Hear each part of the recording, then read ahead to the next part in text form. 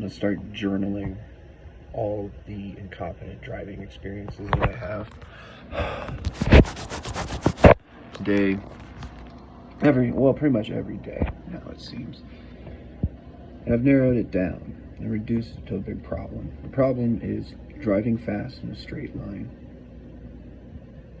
Every single time people do this, they get in front of me. I maintain an average mile per hour. This is an old racing strategy. Ferrari's been using it since the 30s and 40s. Well, like the 40s, right? So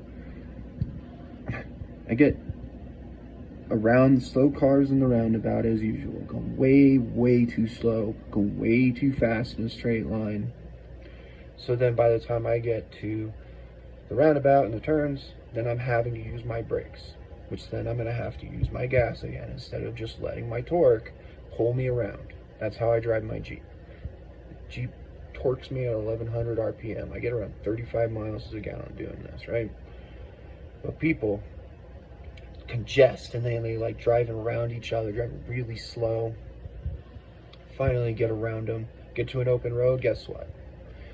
Those slow people slam on their gas again. Get to the next intersection, and then by the time that I catch back up and I'm going to take a right turn, so I'm like, okay, I'm planning far ahead. This means that everything's fine. I see the roundabouts open. The people that were already just sitting there blocking it are gone, thankfully, which took 3 blocks of travel for them to understand when to go at the roundabout. The car that was slow at the last roundabout decides on a whim that there's a guy that just walked up to the crosswalk, that he's going to slam on his brakes and say that this guy can go. So I changed lanes because I'm not going to slam on my brakes, and I go around, and this guy decides that he's going to run across the intersection. He's going to run his bike. He's not riding his bike, he's running with it, and his dog. Proceeds to just jump out into the intersection while I'm going across. And I change lanes. And I have to, well, I mean, luckily I'm quick enough I can avoid him. But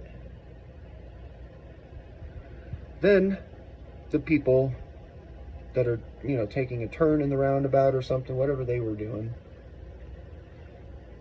proceed to stop in the roundabout and honk at me as I change lanes and make my turn. And my whole path is open, vacant, blank. There's no car there. I'm not obstructing any traffic flow whatsoever. It's other people that are very defensive, that slam on their brakes, that don't plan ahead, that don't understand how to assert their driving, that create conflict points. And after months of this, I finally have understood how conflict points happen. It happens from people going really fast and then really slow. They go really fast, which then they congest intersections. That increases the volume of traffic density at intersections. But then they go really slow at the intersections. And people like me, who are maintaining an average velocity, that understand how to time all of this, are left to be dissected into a moment based on all of these conflicts that are happening, of people who will sit there and look at somebody and wait for them to wait for them. So the guy in the intersection, he's outside of the crosswalk. Empty road behind us. Nobody's behind us. No cars, nothing. All he has to do is stand there for another 4 or 5 seconds. Instead, this guy slams on his brakes, and now all of a sudden there is an obstruction. So I have to go to the left, and I'm still about a car away, planning ahead. I don't expect him to stop because he's outside of the crosswalk. Within crosswalk is a huge differentiation. It means that people that have already made a move to walk across the street are within the crosswalk. They are in the right of way, right? So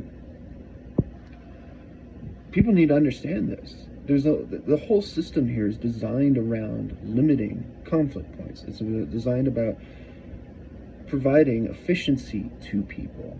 But this particular roundabout is really screwed up. Going west to east, it has a sign on the road, painted on the road, that you can take a left from a right lane. And that means that anybody going north to south or south to north is left to either assume that they're going straight or taking a left that are in that lane that aren't taking a right. So everybody has to stop for that car. That creates congestion. Instead of going north to south, the sign says take a left from the left lane and straight in the right lane. So everybody assumes if you're in the right lane, you're either taking a right, which you can signal, or you go straight. So if you're going to go left, you get in the left lane. So I always just stay in the left lane. That allows people to continue taking right turns from, going south from west. Then they can take their right turn. Maintains high volume traffic flow, lowers conflict points. Instead, now you have two conflicting traffic structures. And that's not even the worst of it. That people will stop on the opposite side of the roundabout before the crosswalk.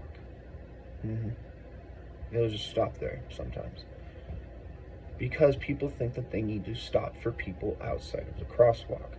Stop doing this. I mean, everybody needs to know to not do this. You don't stop for people that are waiting for you. If they are waiting for you, that means they're waiting for traffic to go. But as soon as you start stopping like that, it takes away the entire freedom of that law and that infrastructure that's designed to allow people to choose when to walk, to demand a right of way. And it also affords them to signal to traffic to continue, so that the traffic can minimize congestion. And in the mountain towns, where you get a high fucking volume of tourists, I mean, you can have traffic backed up. I think I counted 96 cars per minute one time in Estes Park. That's when I was doing a census there for fighting the loop, which was going to destroy one of the cutest areas I've ever seen. It's a sweet little area with, it's got a little river, and they wanted to just demolish the park, destroy the little cabins that they have there. There's this little just strip, this beautiful little road that follows the river. It's very short, but it's just lined with these small little cabins, these old cabins, and it's adorable. Like, it's a quaint, just beautiful place.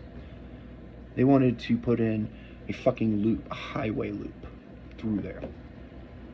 And I wrote a paper about this in census. I took traffic flow census, and they were only allowing 6 cars per light, and the light was not a normal light. It's not like a 15-15 sort of light. It's actually a 15-15-15-15. So one green light at once, because it's not a perfect cross section or perfect cross for the roads. It's not a perfect plus sign. One of the roads is sort of veered off slightly, so then you only have one green light per direction at a time. It is awful. And that only allowed 6 cars from one direction to go. So at 96 cars per minute, they want to then create, it was something like a 3-lane or something, if I remember right. And so one lane would only be designated for a limited parking space. And I wrote a census explaining how the traffic flow would not change, because and technically either one person's going to be waiting and blocking up the road, and at 96 cars per minute, if you have, say, even 20 cars wanting to park and the other 70 are wanting to go to the park, sure, they can use those other 2 lanes, but what if somebody wants to go straight or take a right turn, right? So they wanted to implement just a one-way, but took a left turn here. And I beat it, basically, because in theory, then, if you look at the amount of flow per intersection, and how many cars can either take a left turn at the prior intersection versus which they wanted to erase and just create a one lane that goes to one parking lot and circles back around. That one car could infinitely circle and never find a parking spot, because either they're going to congest 20 cars per minute or however many cars per minute back on that one lane, which then forces people to get into the middle and the outer lanes, which are then obstructed by traffic flow from the opposite direction as well. That this loop just is not viable. And I disproved too that they wanted to implement a roundabout that only had 3 intersections, which had the same amount. It didn't allow the same volume or something of flow in theory based on wanting to take a left at that, because then you're going to be incorporating the exiting traffic flow with the input flow and all this other stuff. It was just stupid designed. Just terrible. So this was a $13 million project that I tried to defeat, and so far they haven't built it, but they also used my strategies to their own advantage, the city council did. And so they're just dirty. Everybody's just fucking dirty. Get all these people from out of state that come here and think Colorado's about making money. And now the bike path, the walking path here around the river in Golden, the college put in all of these over roof things in the parking lot that block the mountains. When you're on this path, you can't see the mountains anymore, you can't see the landscape, you can't look around. One of the coolest walks, because they put these fucking things that are like 15 feet off the ground. Look like they were designed in Texas, I'm guessing, right? Because there's so many Texans, and ever since you start seeing them, everything just goes to shit. Has been going to shit the last couple of years.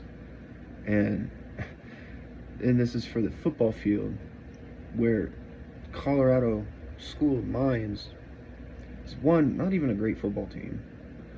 2, they only have like a handful of games a year. So if you look at how many people walk down this path a day, it's thousands. And now they can't see the landscape because of a few people who wanted to shade themselves in one of the driest heat environments in the United States, where standing out in the sun it actually feels good. That they thought that they were, I don't know, suffering, having a tailgate or something. Like, so tens of thousands of people a year don't get to enjoy the landscapes on this walk like they used to for the last 50 years because of a few fucking rednecks that want to cook hot dogs. Seriously, if you're moving to Colorado, it's best if you just shut the fuck up and learn how the infrastructure actually works. Because, I mean, I wanted to just go and get a welder and just cut these things down. Because I don't know how else to defeat it. All they had to do was, like, dig it into the earth. Right, this parking lot, they could have just redone the whole parking lot and dug it down 15 feet. It would have been great. The whole thing would have been solved. You wouldn't have obstructed anything. No, so they can sit there, cook their fucking hot dogs once or twice in a year, and not have the sun on them. I hate people. I fucking hate people. So this eagerness to like make money. They come here, they think they're going to get rich, and then they think they're going to start changing things, and that's what they do. They start implementing all of these little things that go around, and they're like, oh, that could be changed. That could be changed. I could make a lot of money here. Because of how well we designed this to preserve the nature and the open atmosphere, to keep it free for people, to enjoy Colorado as the Wild West. I mean,